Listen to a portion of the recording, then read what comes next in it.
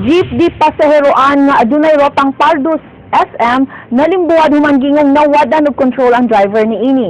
Samtang tulo ka motorsiklo nagkarambola sa may Maracas sa Barangay Lahog, usa sa mga sakay namatay pagabot sa tambalanan. Julie Tainar, sugin nimi.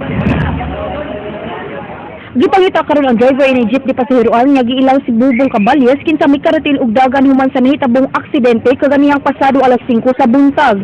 Giingong kusog nga nagpadagan si Caballes ug nag-ikis-ikis na ang dagan ni ini, hinungdan niya nabangga kini sa gutter ug nabimbuwad. Adunay na po ka pasahero ang sakay sa mong jeep, diin pito ni ini ang nangaangol. Gawas yun na singkol sa probinsya niya. Ano na yan, disgrasya ba? Ang bilang niya, walang kahit pa. Na alok siguro ang Perad Bar. Ano nangyari sa gutter? Allegation sa pipila sa pagkakay. Ito siya nagsagan sa ikis-ikis.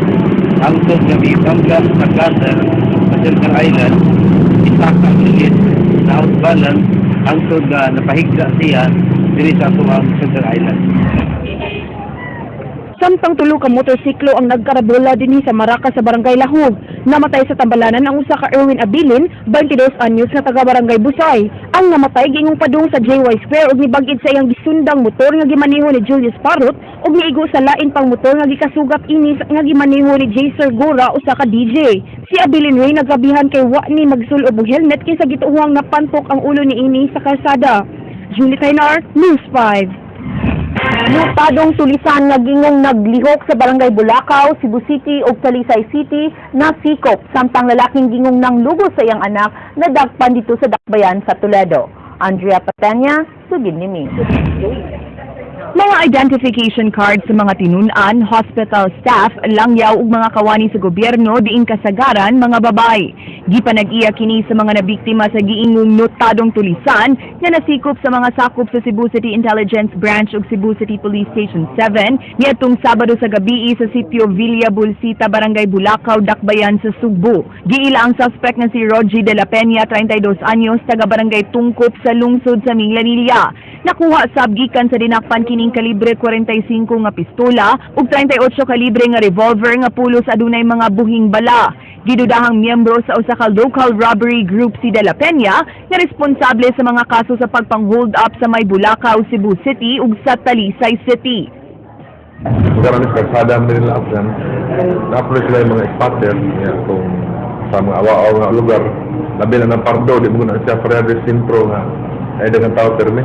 So kung may nga lugar, less ang chances na ay mga witness na makasaksi sa tabok. So ato na sila mo dool. Sa ato ang report, gawa sa pagpang-hold up, gitun-an sab sa kapulisan ang impormasyon nga matud pa nalambigit sab kuno kini sa gun for hire activities. Dahil ating kinahanglan o kayon sa ato ang intelligence branch kay na ay mga sa ilahang intelligence networks na ay nakasulti nga involved na sila. So we cannot just prosecute them with kanang shallow basis. Huwag ko man list. Huwag ko man niya ng list. Huwag ko man list. Di ko man list.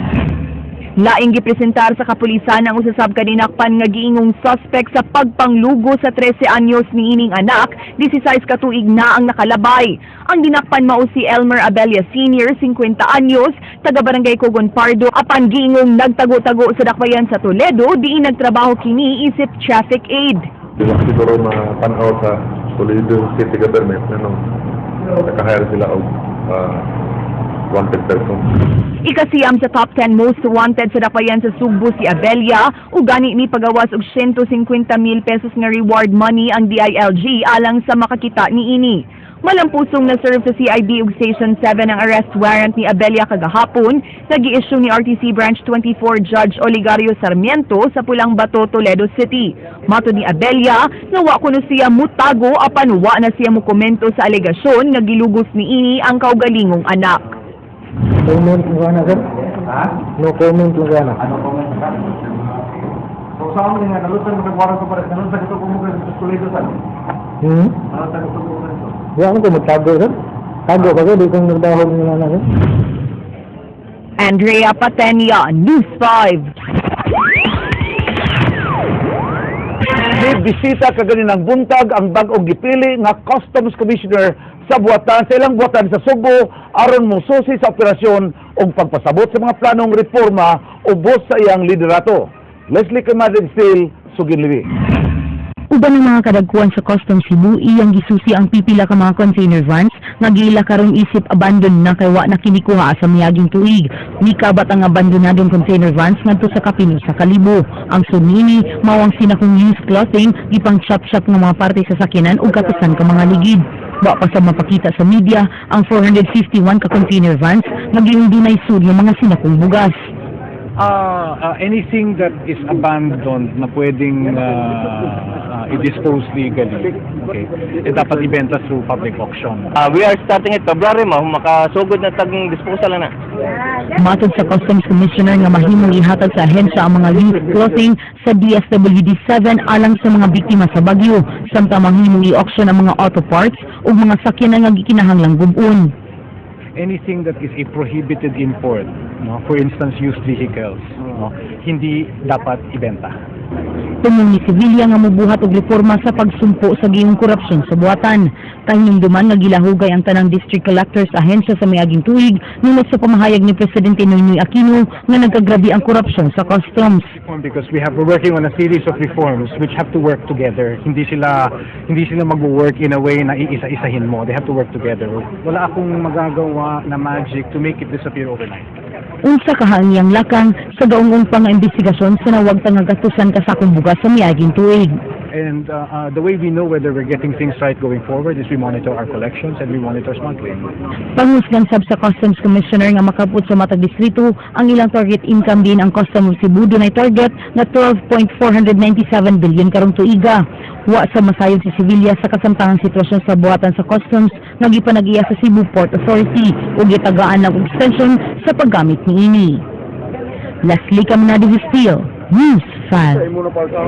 Buhatag og mga seedlings sa mga utanon ang buhatan sa provincial agriculturist sa mga mag-uuma sa Barangay Gaas, Balamban, nunot sa nagpadayong kabugnaw sa panahon. Din mikabat na og 30 ka hektaryang luna sa mga umahan ang apektado.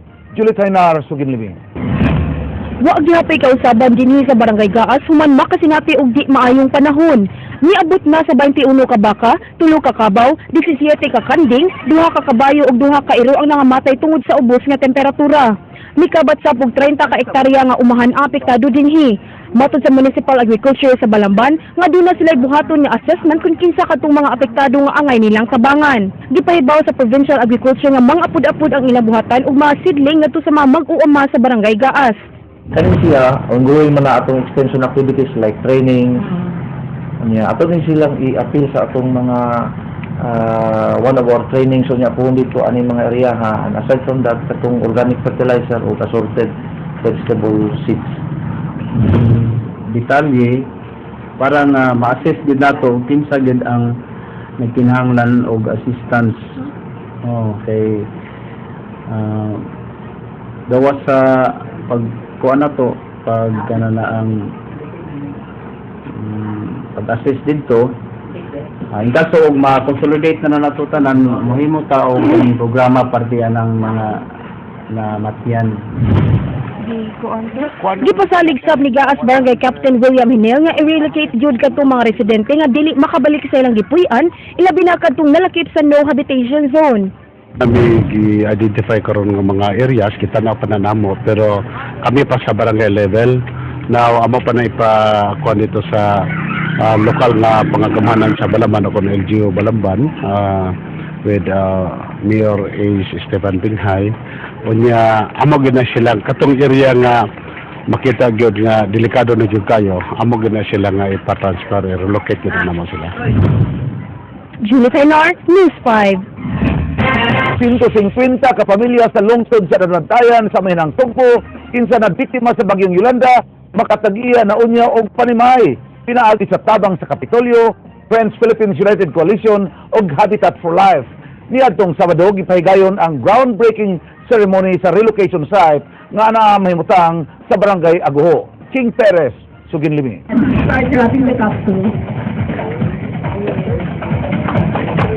Makatagiyaon niya sa itukod nga panimaya ang mga namuyo sa no-build zone sa Barangay Aguho sa lungsod sa Daan, Bantayan. Ang French-Philippines United Coalition nga gilangkuban sa 17 ka mga kompanya sa France mao mo gasto sa pagpatukod sa mga panimay nga mo kantidad og kapin 20 milyones pesos, diin mo kantidad og tag 200,000 pesos ang matagbalay nga tukuron. Midonar og kapin sa 5,000 square meters nga luna ang Kapitolyo alang sa 75 ka mga duplex homes. Gipasabot sa Habitat for Life ngadto sa mga recipients nga disaster resilient unya ang ilang bagong balay tungod sa disenyo niini nga makasugakod sa linog ug dili dayon maguba ang atop.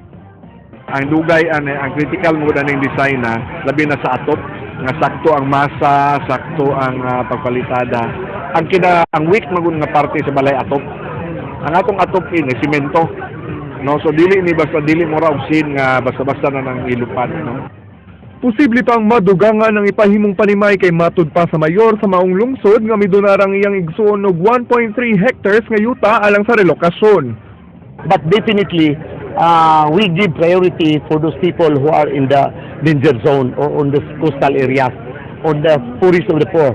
We've been doing business in the Philippines for many years.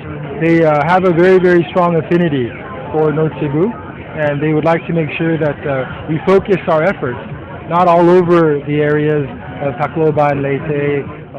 Matud nili nga kini mao ang pilot project silang grupo sa amihan ng Sugbo. Ug kung maayo ang assessment, mahimong madungagan pa og laing proyekto sa uban pang lugar sa Northern Cebu apan magagadlang sab sila kung dunay luna nga katukuran sama sa gibuhat sa Kapitolyo. I don't know if there are properties belonging to the province that can be identified as ideal relocation sites, then why not? Whatever we can do to help in the relocation of the affected Cebuanos. Gipaabot pa ang site development plan gikan sa National Housing Authority usa pa masugdan ang pagpatukod sa mga panimay diin gitinguha ang mahuman ng proyekto sa dili pa mahuman ng tuig.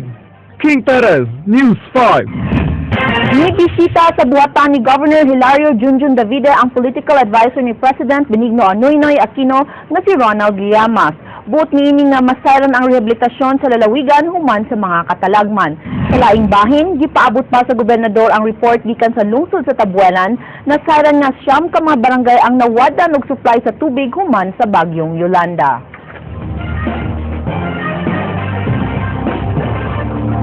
Well, suroy lang sa Sikol, and then ikaduha, update tayo lang sa kini sa rehab. Because he asked me about the rehab rehabilitation efforts nato din sa province. And I said nga, we already submitted our budget, our RDC, to Manila.